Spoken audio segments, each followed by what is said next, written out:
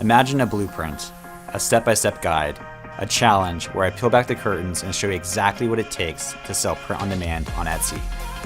Welcome to the Print on Demand $1 Million Challenge.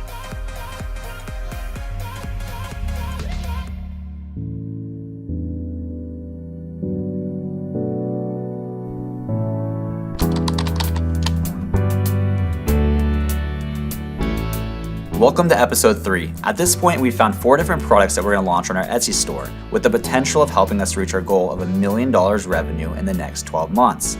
In this episode, I'm going to walk you through my exact market research process that I use in my personal business that has helped generate me over 200,000 sales on Etsy. For someone that's thinking about selling print on demand, do you feel that Etsy is saturated? I think that Etsy is more saturated than it was when I initially got my start. As a result, I feel like the bar has been raised in terms of what it takes to be successful selling print on demand on Etsy. There's competition around you. Accept that. It's okay. In fact, it's actually a good thing. It validates the opportunity that you have in front of you. I would say even if it's saturated, that shouldn't defer you from taking action on that thing, right? Because what competition does, it forces us to build better businesses and become better entrepreneurs. Amazon saturated, Etsy saturated, Walmart saturated, eBay saturated. Getting your own website live is saturated and being able to get seen. Just because that just means there's a lot of people there, but they're there for a reason. There is a tremendous amount of potential. I think there's undersaturated markets, undersaturated product types still, and there's a wide market. There's a lot of demand for those like specific niches and products. If you see saturation as a reason to not start, then you're never going to win, right? You miss every shot you don't take, pretty much. If that's what you want to try, if that's what you want to do, why not? Why not put your own spin on it? Why not try creating designs that you think will sell really well? Why not try it? Saturation, a lot of people look at it as the bad thing, but that really means that there's a set price point. There's lots of buyers in here, and there's room for you to come in here and actually see some movement. The world on the internet is just growing and growing, and especially Etsy is growing. The amount that Etsy is growing each year is just exponential. More and more customers are recognizing Etsy as a household name. There is still so much potential. The reason why having such a strong market research process is important is because it takes just as much time to launch a product design that does not sell as it does to launch a design that does sell. So the more time that we can spend launching designs that do sell, the better ROI we'll get for our time. Like, how powerful would it be when you launch a new listing that you have confidence that it will sell and it will sell well? Like, how powerful would it be knowing that you don't have to create thousands of designs to get any money out of your Etsy POD business? Like, if that sounds exciting to you, please stay till the end of this episode because that's exactly what I'm going to show you. I've broken my market research process down into 4 steps. So step number 1, we're going to find 5 to 10 shops that we want to mirror. Step number 2 is we're going to scrape all shop listings. Step number 3 is we're going to create our master list. And then step number 4 is we're going to determine our success attributes. So let's jump right into step number 1. What does it mean to find 5 to 10 shops that we want to mirror? Essentially, we want to find 5 to 10 other Etsy shops that if you were them, you would be happy. They are now where you want to be in your Etsy POD business. They're selling the same product that you want to sell. Like, for example, apparel. They are selling the same niches that you want to sell in. So I don't believe in having a niche specific shop like just pet products, for example, but I personally probably won't sell maybe political shirts or vulgar shirts or gothic shirts, but any traditional mom tee I'd be happy with. So the same niches that you'd be happy with selling in, they are selling at the same sales velocity that you want to sell at. So this is dependent upon you and what you want out of your business. Like, if your goal is to get to $3,000 per month profit, maybe 10, 20 sales per day. If it's to get a little bit more, maybe 15, 20 sales a day. And the big one is that they are new, right? Like, we are launching a brand new Etsy store. So we want to find somebody who is doing well today that also had to carve their spot in the market today. We don't want to find somebody that's doing good today, but it took them 10 years of ranking and work to get to that point. So we want to find somebody who launched in the last 1 to 3 years. So we're going to find 5 to 10 people that meet that criteria. And the way that I do that is I go over to Etsy and I search just a generic search term for the product type. Like, for example, mom shirt. And then at this point, I'm going to start just clicking into different listings to see if I can find a shop that is selling nice designs that is doing well and is fairly new. So I'm gonna go ahead and I'm gonna click into this shop that we found in our previous example. Click onto their shop name, Custom Trendy Shirts. And I wanna see, are they doing well? They've done 64,000 sales, but did they do 64,000 sales in the last 10 years? Or did they do 64,000 sales in the last 10 months? And the way that I find that out is I scroll down to the bottom. And sometimes Etsy will show the year that they launched right here below the reviews. If it does not show that, what I do is I click on the oldest review, and it shows that they're one of their oldest reviews. So essentially, probably when they launched is March 29th, 2022. So this shop is about 1 year old. So they were able to do 64,000 sales in the last 1 year. So they were able to launch 1 year ago, carve their spot in the market with today's competition, and get 64,000 sales selling trendy shirts that I would be okay with selling. So what I'm gonna do is I'm gonna make note of this shop, and I'm gonna go and try to find 9 more shops just like this. And I'm gonna go ahead and do that now. All right, so I've gone ahead and I found 9 more shops that I would like to mirror. They all sell apparel. They all launched in the last 1 to 3 years. They are all selling designs that I would like to sell, and they are selling at a sales velocity that I would be okay with selling at. For example, the Custom Trendy Shirts, they launched a year ago, 64,000 sales. This one here launched a year ago, 40,000 sales. A year ago, 30,000 sales. So I'd be happy with being any one of these, and if we were any one of these 10 shops, we would be able to help meet our goal of $1 million revenue in the next 12 months. So now that you have your 10 shops found, the next thing that we want to do, step number 2, is we're going to scrape all shop listings. So what that means is we're going to click into the shop. So the first one that we're going to do is the Custom Trendy Shirts. We're going to go over to Everbee, click on Product Analytics, and then we're going to click on Analyze More Listings. And what this is doing is it's scraping the entire shop. It pulled all 2,499 listings from the shop. Next, we're gonna go ahead and click on Export. And Everbee is gonna go ahead and email you an Excel file with all of this information. We're gonna do this for all 10 shops. All right, so once you've scraped all 10 shops using the Everbee Chrome extension, they will email them all to your email. What we're gonna do next is we're gonna click onto the file. We're gonna open it with Google Sheets. And what I like to do is I like to click onto the shop name here and rename the file as the shop name.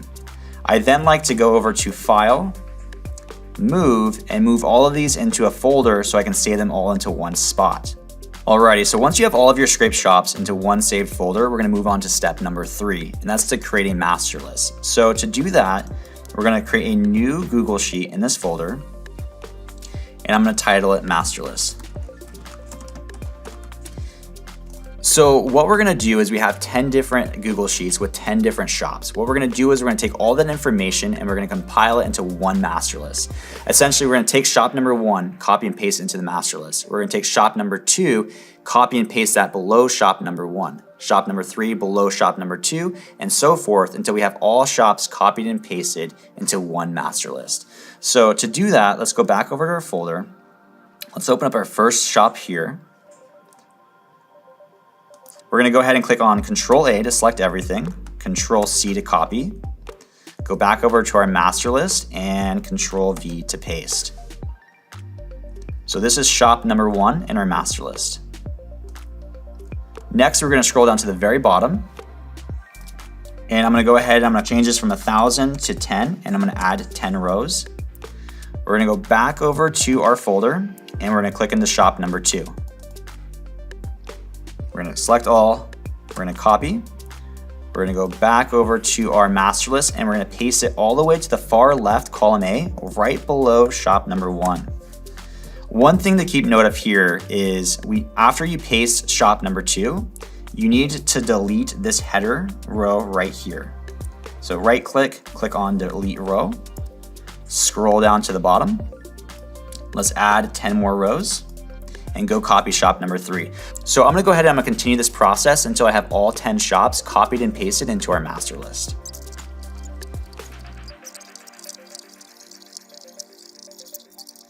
All right, so I just got done copying and pasting all 10 shops into our one master list, and it looks like we have over 13,000 different line items in this master list. So the last thing that we need to do with our master list is we need to apply a filter. So to do that, we're gonna click Control A to select everything, go over to data, and then create a filter. And what this allows us to do is it allows us to filter the data or add conditions to the data so we can leverage it more better. And the filter that I do is I go over to estimated monthly sales, this column right here, and I want to filter this from Z to A. And essentially what that means is it's going to take the 13,000 different line items across the 10 different Etsy shops and organize that from greatest to least. So I don't know if you noticed it, but something powerful just happened, right? So going into this episode, we defined our definition of success, what we want in our business from this product category, apparel. We went out and we found 10 different shops that are doing what we would be happy to be doing. We extracted all of the information from their shop and we compiled it all into one master list and filtered that from greatest to least. So we didn't just compile all the information from one shop, a small sample size of one shop. We found 10 shops that are all doing well. We compiled all of their listings into one list, compared them against each other, and this is the one that's doing the best. The one at the very top is doing the very best across 10 different shops, all doing well, 13,000 other listings. This one made the top of the list. So if you ask yourself, like, what products should I go launch first for apparel? What design should I go create?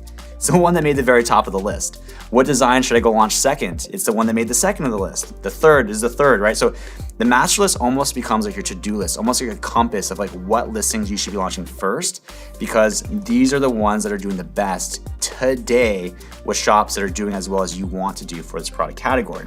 Normally what I do is I actually click into this listing, but I am seeing the word Disney, and I'm seeing a lot of Disney as I'm kind of scrolling through this apparel. So I don't normally see this when I do this with other product categories. This might be more apparel specific. You definitely do not want to be launching a product that has a Disney design on it, as it is trademarked and your shop can get shut down. This is my first time seeing the data too. We are doing this live with you guys. So I'm gonna go ahead, I'm gonna remove all of the listings that have the word Disney. I'm gonna click on this filter icon here, come down to filter by condition. Then we're gonna go over and click on text contains. And I'm gonna type in Disney. And click on OK. And so essentially what it's doing now is it's showing me all of the listings that have the word Disney in the title, and there were a lot of them. And what I'm gonna do is I'm gonna select all of these listings, and I'm just gonna delete them because I do not want these in my master list because I do not plan on launching any Disney products. So we'll go back over to product name and we will remove this condition. And this is now our updated master list. So at this point, we've completed step number 1, right? We found our 5 to 10 shops that we want to mirror. We've completed our step number 2, where we scraped all of their listings. And we've completed step number 3, where we created our master list. So now we're gonna move into step number 4, where we're gonna determine our success attributes. The reason why we wanna determine our success attributes is because we don't wanna copy these designs, right? So if you're coming at this with the goal to just copy or knock off these designs, you're adding no value to the market. If the goal is to just get a slice of the pie, nobody wins. So what we're gonna do is we're actually gonna go into these listings and ask ourselves one question. Why do we think this listing made the top of the list? There must be something they're doing on the listing level, and there must be something that they're doing on the design level that made them make the top of the list out of the 10 other shops that are all doing well, out of the 13,000 other products. Why did this one make the top of the list? And that's what we're gonna find out. And if we can figure out what they're doing that the others are not, and do more of that with our products, we will see more success. I almost think of this like when you go bowling, right? When you put up those side rails, like if you think of success attributes on the listing level as one of the rails, and your success attributes for like the design level as your other rail, it doesn't matter like how bad the shot is, as long as you throw between those two railings, you're gonna knock down some pins. So that's what we're gonna do in step 4. We're gonna determine our success attributes.